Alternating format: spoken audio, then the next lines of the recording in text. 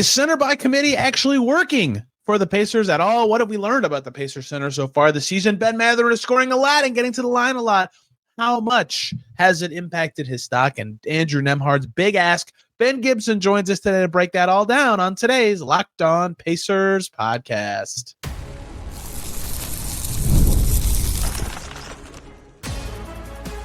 You are Locked On Pacers, your daily Indiana Pacers podcast, part of the Locked On Podcast Network, your team every day. What's up, everybody? Happy Wednesday, and welcome into another edition of the Locked On Pacers podcast, where we, of course, talk about the Indiana Pacers, as always. My name's Tony East. I cover the team for Forbes and Circle City Spin, and today, lots to discuss about the Pacers and stuff that got brought up a lot in the offseason. How it would carry into the season, what it would learn or inform us, about this team as their long-term goals were more clear. Center by committees coming up first is Ben Gibson from iPacersblog today. When I talk about the centers, how is this by committee approach even working? What does it mean for the future of the five? Ben just wrote a story about Mathurin's scoring and his ability to get to the foul line. We talk about that and what it's kind of changed, in my perception, at least, about his fit, air quotes, with the Pacers. And Andrew Nembhard is asked to do a lot. It's too much. Should it be changed? How can the Pacers change it? The Pistons game. Informative in that way. Great discussions with Ben. Let's just get right to it. 2-15, and yet better games recently for the Pacers. It went over the Hornets, competitive with the Pistons, all but one terrible quarter against the Cavs. Things look better, and yet we're getting into some, let's say, controversial or touchier subjects for this team right now with Ben Gibson, who's been writing much more now for iPacersblog of late, including a great story about Ben Mathurin and scoring that we will talk about at some point today. Ben, hello. Thank you for continuing to watch the Pacers as they win 1 out of every 8.5 games so far this season. How are you? I'm a masochist. How are you? It's not that bad. Come on. They're the best bad team in the league this year by far, at least. I'll quickly say, it. As I wrote recently, it's not fun, but at the same time, I know this team isn't as bad as its record, so it's a lot easier to find those silver linings when you know that this is not the team that it's supposed to be. And some winnable games, including some at home coming up.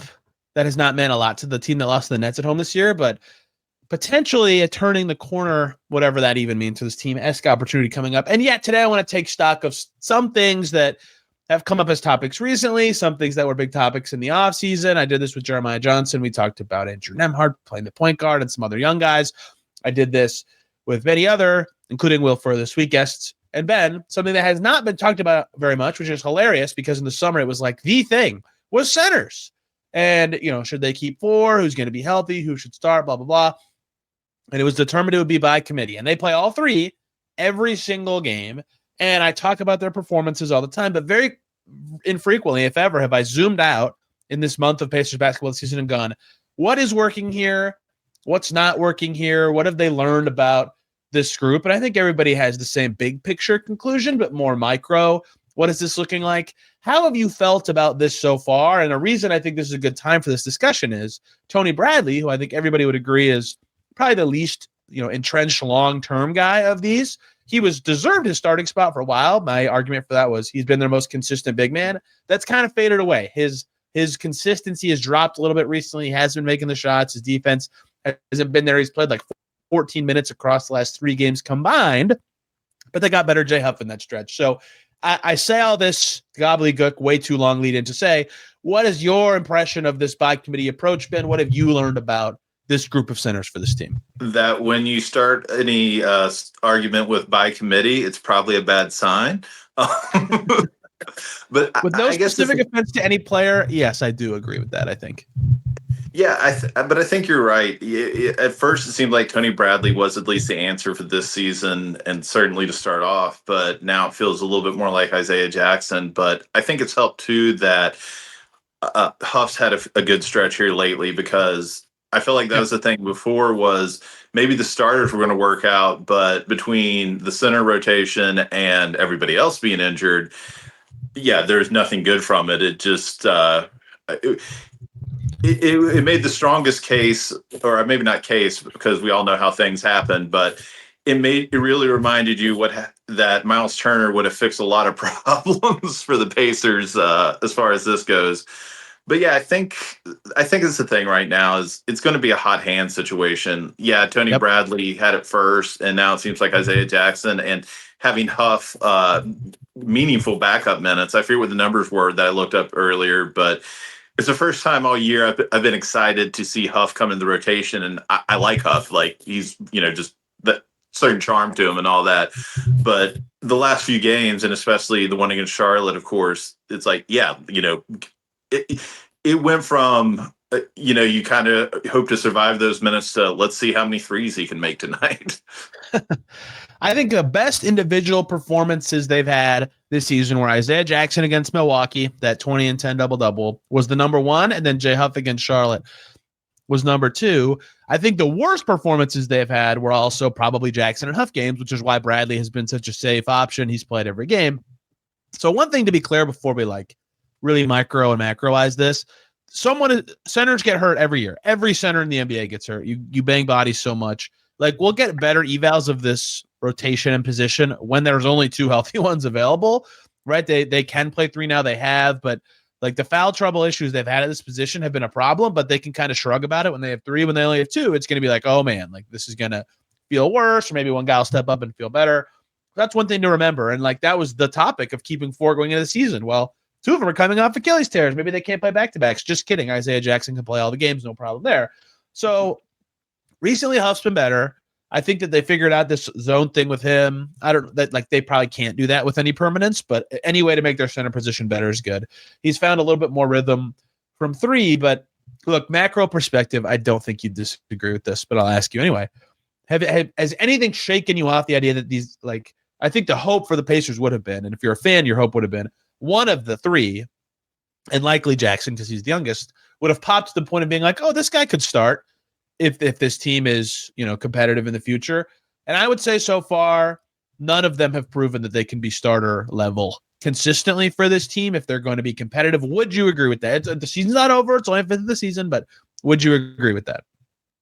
Absolutely. The evidence so far is muddled at best. I mean, like we said, Bradley was the obvious choice to start, and then now that's not true. And, Huff's had his moments, but as I wrote about when you had me first on about the reverse dunks, his best role is as your backup center that can take advantage of bigger guys that can't keep up with him, trying to hit that three or, pump fake and drive into the rim. But nothing he does elevates him to a starter. Obviously, let's see what happens with Jackson. I have a little bit more hope of him, maybe being a low-level starter at some point. But yeah, nothing we've seen so far makes me think that the Pacers shouldn't be looking for a center, either if it's this year trading for one or if you're going to draft or try to get one in the offseason.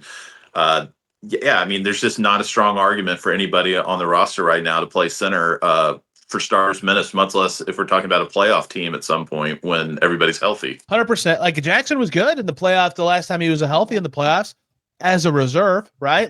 Huff played 2 games for the Grizzlies in the playoffs last year. Bradley was good in the playoffs for the Pacers last year, deserved his rotation spot in the finals as a reserve. And specifically for him, it was spot minutes. They chose him instead of Thomas Bryant because they're playing these big bulky dudes like Isaiah Hartenstein and Mitchell Robinson. I think that's what's made the by committee work, if that's even the right word, work, air quotes, this year, is that one is the bulkiest, one is the spreadiest, and one is the bounciest. And there are certain alignments where one of those is the best. And so certain games, Tony Bradley's the best, certain games, Isaiah Jackson is the best, certain games, Jay Huff is the best.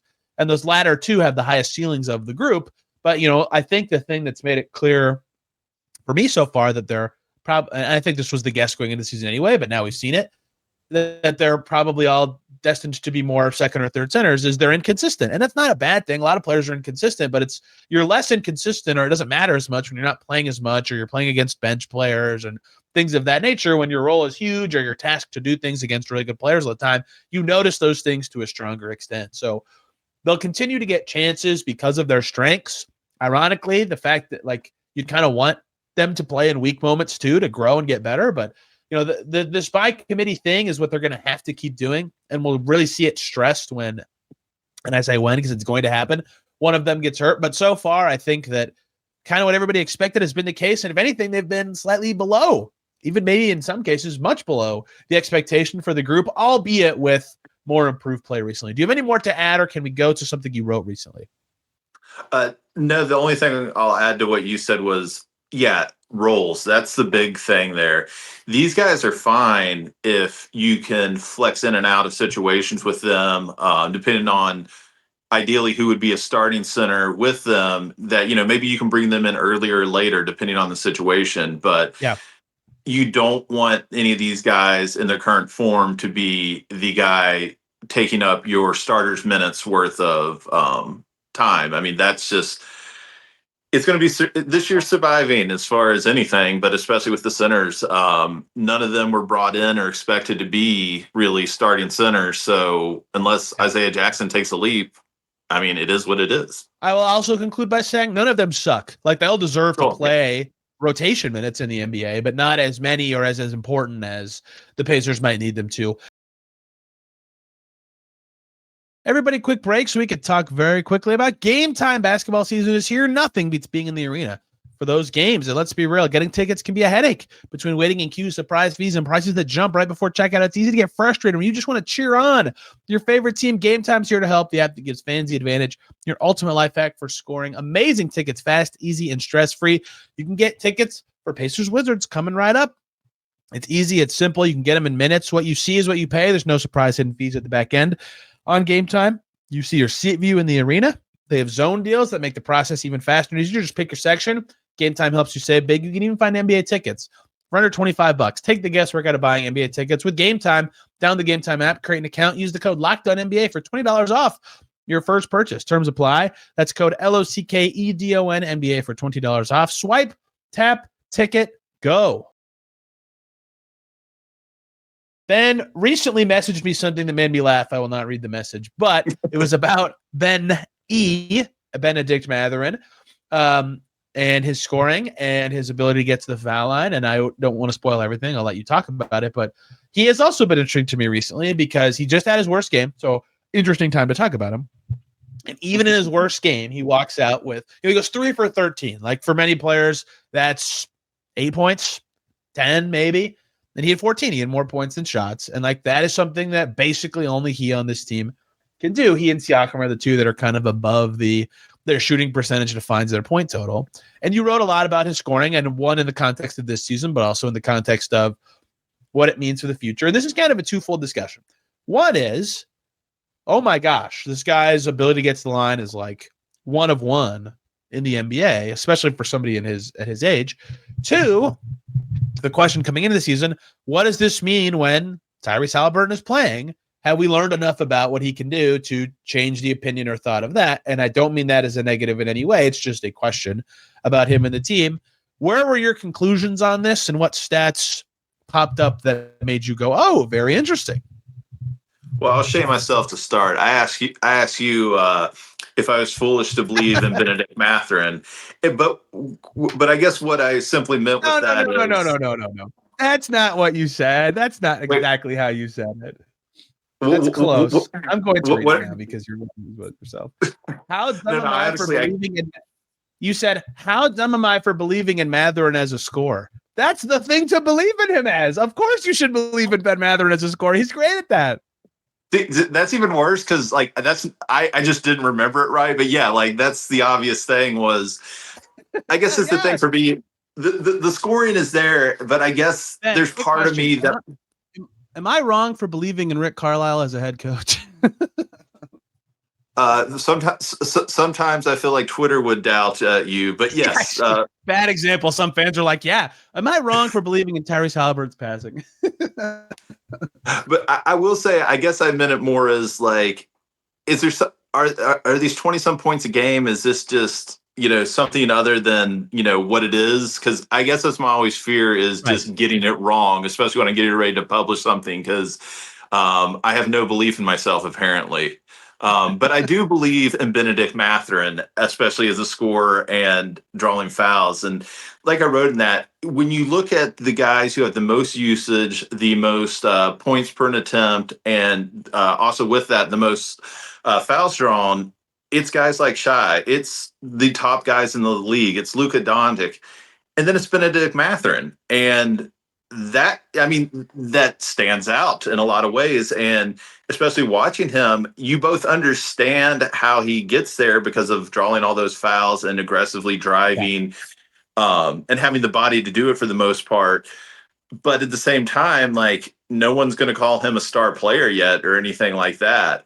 And then you remember he's 23 years old, and a lot could happen the next few years for us to, really know, what his actual ceiling is going to be. And I guess that's really what I was asking you, poorly worded as it was just, where is the ceiling on Bennedict Mathurin? And with that ability to draw fouls and that ability to put up, start the first 4 games of the season were what, like 24 points a game or something like that, 26?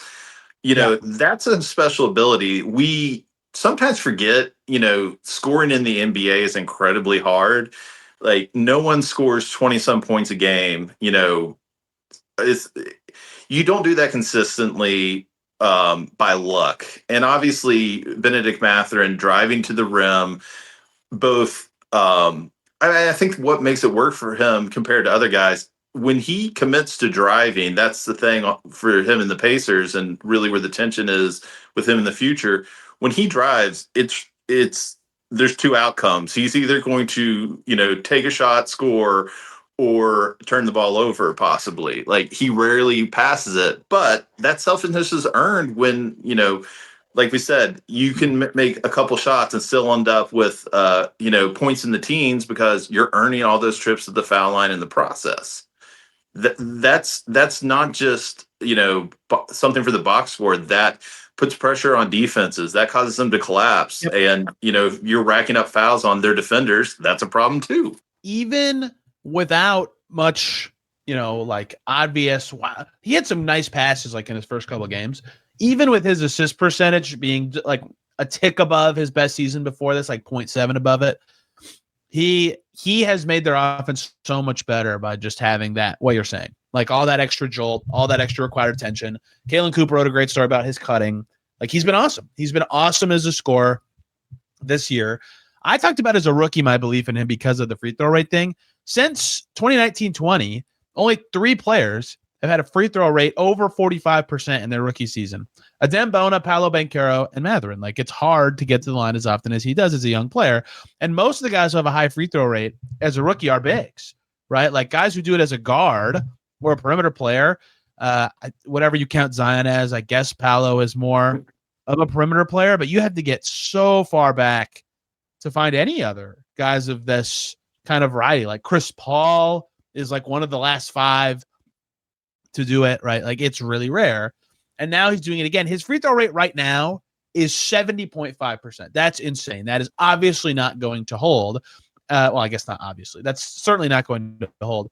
And that leads me to like the problem with any sort of Mathurin analysis right this second is he's played 5 games or 6, 5, whatever. Not very many games. So he just had his first, not even bad, but like down game and when he's played 20, where do his stats settle in? Do I still feel like if he's getting to line this much, like that's like, oh, you have to like really think about what that means for your offense and roles and tweaking things, even on a really good team, because that is an immensely high floor of free throw rate. This season, only 3 players have a better free throw rate than him. That is, to be clear, what free throw rate is. Number of free throw attempts per shot attempt, like not free throws per game. So if you get fouled on a shot, you're not getting a logged shot attempt. But the 3 guys above him are all centers: Dwight Powell, Musa Cisse, and Adem Bona. Apparently, if you're on the Mavs and you're a center, you just never shoot the ball. But like he's in like the Jimmy Butler range right now, right? And like that is huge. That gives you such a huge offensive floor. And so push all the fit questions to the side to me about anything they would care about with pace and ball movement and the ball sticking. They still matter. They will still be questions of the future of Ben Mathurin with the Pacers. If you just get to the line, every touch, like, okay, you can play with anybody. You can play in any lineup and like you'll break up the pace and the rhythm a little bit, but surrounding talent will make that work. And so even without actually answering fit questions so far, because they haven't been able to play quite the same way, it's not his fault. This is not a negative Ben Mathurin thing. He's been awesome as a scorer this year. If he can keep doing this level of foul drawing, we have to change the questions a little bit or figure out how the Pacers and him both can tweak to make it all work, because this has been very impressive. Even like he just went 3 for 13. That should be like an game. And he still had 14 points. Like, that's great. You overcome a lot of struggles when you do that. And I think something that gives me a little bit of hope that that's possible is also he's not the most active driver on the team. Right now, Nembhard and Siakam both have more drives a game, according to NBA.com. The only real difference is he just doesn't pass it. But like we said, the results are there, so it's not a problem, at least not to me. Like, when we talk about people as a ball stopper, and as I used in my article, it's often used as a pejorative. And it's like, yeah, the ball kind of stops when it goes to Mathurin, as far as, when it comes especially to driving. But again, like, just listen to all those names you just listed. All those guys are, yes, I want those guys on my team. The only reason we have any questions about Bennedict Mathurin is really, and I don't know why I say his full name every time, but the only real questions we have with him is, what's the long-term fit? Because, the style in the Pacers play doesn't lend itself to this, but smart teams, smart coaches, you bend to your personnel, ultimately their weaknesses and strengths. And all these things are strengths. And it's worth noting, last year, Mathurin shot, 40% from deep or something like that? Or it was a little under 40, my bad. Yep. But yeah, it was, you generally were happy with him shooting threes. So I'd like to think this can work. I just, there's obviously a lot of questions with pay, and I'm sure some team would like to pay him a lot with, those sort of stats, because just look at who he's compared with. That's why I find it so weird that people talk about trading him as like the best possible outcome, when there's no one on the Pacers I would trust more to get their own points consistently. And that includes Tyrese Haliburton, who, again, he's kind of the antithesis of Haliburton in a lot of ways, because we love Hallie because he can drive, and yes, he can make those baskets, but he's also going to find the open man so many times, where, Mathurin's the opposite. He's not going to pass it, but he's going to get the points. The outcome is kind of the same in the sense of it works, but they're two completely different ways to get it working on an NBA level. So here's how I would personally put all of these things we're saying together, because the term you use of ball stopper actually fits into what I want to conclude with. Like last year, the reason the fit topic got brought up so much is like he could play the way the Pacers play, but it like subtracted from his stats sometimes. And so the season ends and his touch time where he would like turn, catch, and face and all that happens. And like his true shooting percentage on the Pacers roster last year was 13th best on the team, right? Like, that's not very good. Now, two of the guys ahead of him were Wiseman and Moses Brown. They did not play very much, or take them away, whatever. It's still 11th. Like, there's a lot of guys that were more effective finishing plays from an efficiency perspective last season. And so if you're both breaking the rhythm of a team and like not that much more efficient than anybody, that would go into what you're saying about the negative connotation around the word ball stopper. This year, his true shooting percentage is way higher, both because he's getting to the line a bunch and he's making a ton of shots. His true shooting percentage from this season last year would have been 5th. And two of the guys ahead of him would have been Tony Bradley and Obi Toppin, who shoot more right around the basket, but only Nesmith of perimeter players would have been better. Like, great, that guy can stop the ball sometimes because he's going to score efficiently. That's good. And so to bundle that up, if he keeps up either his current free throw rate throughout the entirety of the season or keeps his true shooting in the 63+% range, yeah, fit questions will matter because they have to pay him, but they matter less when the stuff he would do that breaks away from the fit is that level of efficiency. And so credit to him for being this good so far. Carlisle's been impressed with his maturity and leadership stuff. And I don't feel like that's just like coach speak. Those are words that can be coach speak, but it is like ingrained in my brain when they were playing in Detroit. It's Mathurin's first game back. They're kind of coming back in the fourth quarter. They're still down like 8-ish. And I think he committed the foul. I can't remember who it was, but it was a defensive foul that kind of broke up a Pacers run. And Mathurin was the guy who called his teammates in, held them up, and was clapping and like being an on-court leader in a way that I'm like, I have never seen him do that before. And so I think there is a lot to be encouraged about through his first couple of games, your story put a lot of it into well-stated numbers, especially because of the free throw part of it. Good season for Bennedict Mathurin. Do you have anything else to add before we talk about one more thing? This was going to add to your comment about Carlisle's comment.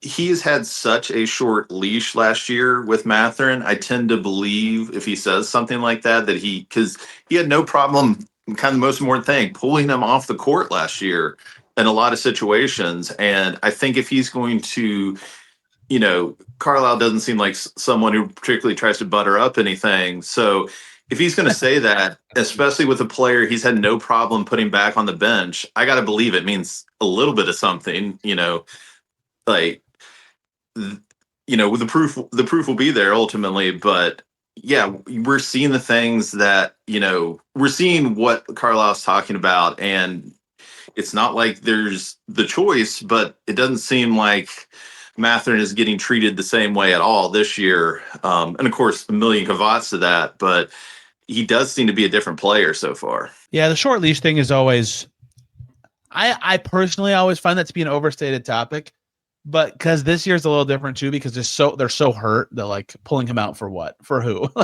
Yeah. They'll let everybody play through mistakes. But look how often this season, the healthiest position at center, if a center messes up, they immediately sub. Like immediately. All right, they're short leash and all those guys. It's just something you do when you're trying to establish good habits on a team. I do understand why people who really like Mathurin think that he is a shorter leash than other players.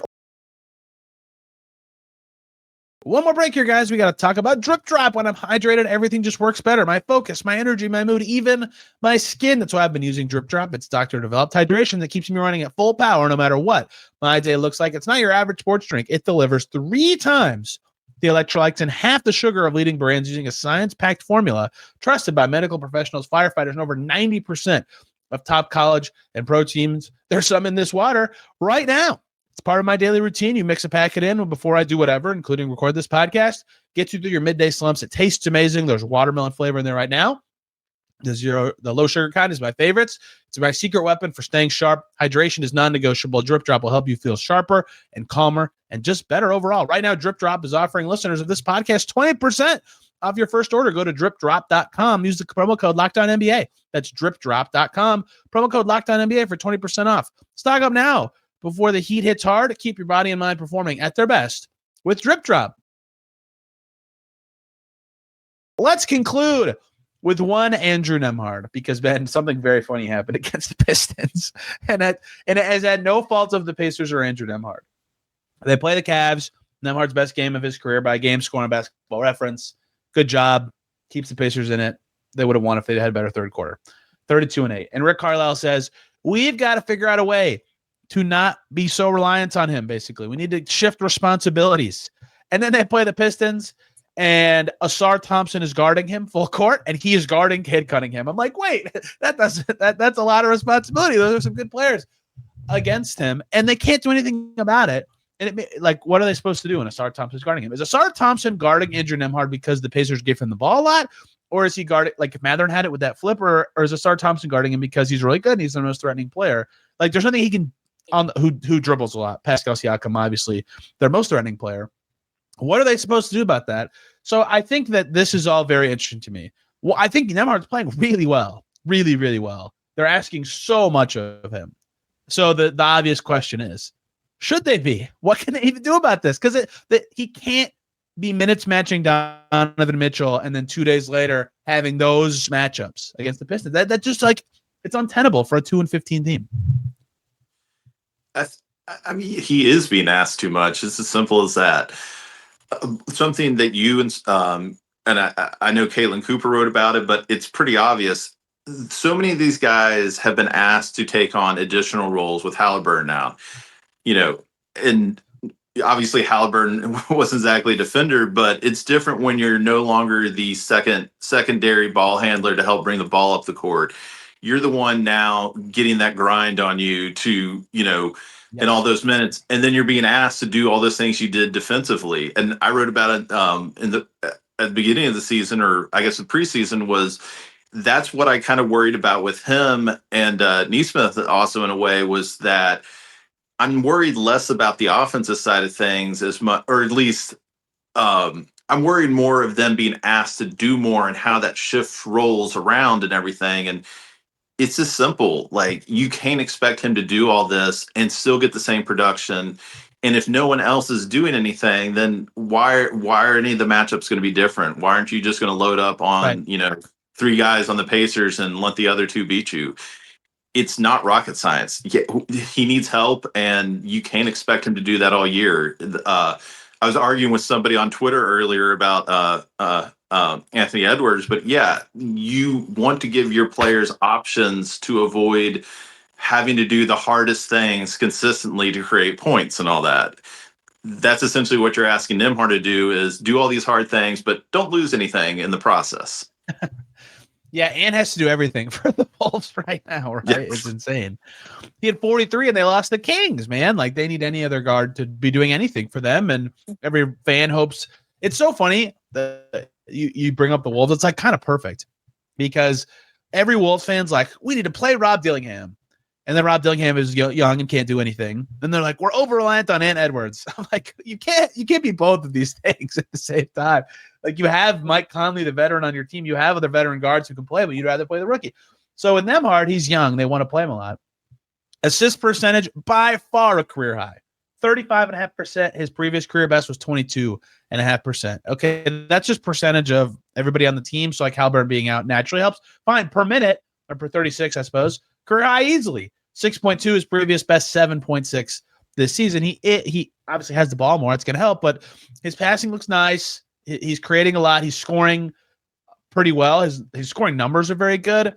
I think his shot diet's very interesting to me. He's taking like a lot of mid-range shots in a way that I don't necessarily think is maybe the best way for him to be operating, regardless of my own opinions on his shot diet. He's scoring enough. His efficiency needs to be better, but he is at a career high true shooting even. So how he balances being asked to have a career high efficiency and take a lot of shots and be their leader in assists and have the career numbers. And oh, by the way, still guard these guys.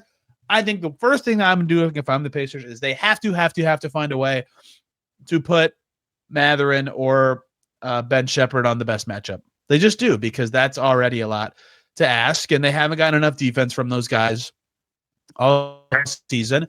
And then 2, TJ McConnell mentioned other guys bringing it up the floor. You can see them already tweaking their rotation against Detroit to have more McConnell plus Nembhard together. Just get him off the ball sometimes, because they can't ask him to do this much. They just can't. Because they just played the Pistons, and obviously he's being guarded by a star, but he goes 4 for 14. Like, that should be an expected, somewhat frequent occurrence if he's being asked to do everything. So they have to find a way to tweak this, even though he's playing quite well.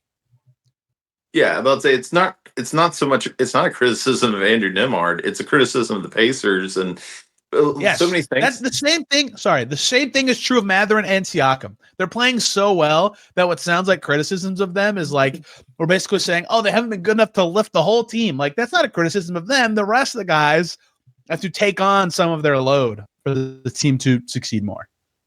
Yeah, I'll say, like, it frustrates me looking at some of the efficiency stuff with Siakam, but it's also like, what is he or what is anyone else supposed to do when this team was not built to create these other things? And same thing with Nembhard. It's some of this is the injuries. I just can't imagine how much better this team would look with Obi and Nesmith right now. I mean, that's the thing. You have to figure it out because they aren't there, but that's the biggest frustration for me as a fan, but also trying to have an opinion on any of this is, yeah, you have to roll with the punches and all that. But I always think when it comes to this in sports, it's like, yeah, you build teams a certain way. And it's one thing if one guy's gone, even Haliburton, as good as he is, but we're trying to figure out a Pacers team that is, consistency is not something we can use just about people playing games. It's not even about the consistency of their play. It is just wondering if we're going to have the same, lineups for a game or two at a time. It's very frustrating to me to try to have my, big writer's ideas on these things when I feel like I'm just looking at a mess of things. Yes, me too. The numbers are hard to evaluate because it's like, yeah, we knew Andrew Nembhard could do more, but he can't do everything. Shocker. A guy who's been an off-ball guard can't do everything. Oh, Ben Mathurin can do more with more. What does this actually mean for the whole team? Oh, Siakam's very good as a first option. And yet, half of their top 8 players from last year are not playing right now. One of them is on a different team. But, like, what are we actually evaluating? And so that's why I'm glad recently they've had stability. They've had no in-game injuries for, like, knock on wood, almost 2 weeks. Like, yeah, this is good. We're actually learning some things. We're able to have these kind of conversations, evaluating players, evaluating outlooks, and things of that nature. Ben, it's Thanksgiving week. I didn't and couldn't make it through 30 minutes by myself in my current stuffy, sicky state. You're the best for coming in at a last-second request for yapping about the Pacers. Where can people find the things you have written recently about the team, including I'll have a link down below to your story on Ben Mathurin. iPacers.com and my rants at Cowboy on Patrol on Twitter. I refuse to call it X to this day. Yeah, don't ever do that. Mainly because I just forget. Of all the old the good old blog days guys writing for Derek now. You and Dylan both having stories up this year. Smile. Dylan's was very good also. I'm sure you read that, yes? Wait, sorry, what? I didn't hear you at the end there. Dylan's story was awesome. I don't know if you had a chance to read that about it. Yes, it was fantastic. I would say, and I think he really hit on when we look at so many things and they're borne out in the stats and everything too. Even if you had everyone else, this team was going to be different this year without Haliburton. And I thought Dylan did a lot about. There is something special about the style and way that Haliburton plays and the way he elevates even good to great players around him. I like a lot of these guys even this year, but you know what would make them better? Having their star player back. And it's just an illumination thing. Like you wonder, you obviously can see what not having him in the games can do. You wonder about the behind the scenes part. He's around a lot, but just like not as often by default. How much does that seep in from like a just general day-to-day vibes perspective? Alas, that's just a theory. I will say one thing with that. I have to imagine no matter how much respect you have for a player, it's just not the same when they're not out there, right. Injury or not. Sure. It's a lot. Like I imagine with even LeBron and the Lakers or anything, you can be one of the greatest of all time, but if you're on the bench, those words don't carry as far as when you're going through the same stuff. And especially I feel like right now, with as much of a struggle as this season has been, it's just got to be tough to, even if you are Haliburton, to say much, because it's easy to say a lot right now, but it's got to suck also knowing I can't do anything to help right now. You just nailed something that you didn't even mean to nail. There is like a layer to like who you're willing to listen to as a basketball player. Your coaching staff is one of them. Player who plays, yep, you're going to listen to them. Player, period, is it tier below that. And then, you listen to your coaches, but like how much meaning the words has. That's why James Johnson's on the team, right? Like if you're actually a player and you go through the practices and stuff, it holds a lot of weight regardless. I'll be back tomorrow talking Pacers Raptors. The Pacers are having a lot of fun right now playing the hottest teams in the world. After playing the top team in the East, they will now play the second hottest on the road. Thanksgiving, I'll be by myself because I'm not in my wildest dreams going to ask somebody to step away from their family to talk to me about whatever's going on with the Pacers. And then Friday, Saturday, back-to-back. So lots coming here on Knocked On Pacers. Ben, you're the best. Thank you so much for joining. Everybody, thank you for listening. We'll be back tomorrow talking more about the Indiana Pacers. Till then, have a wonderful day.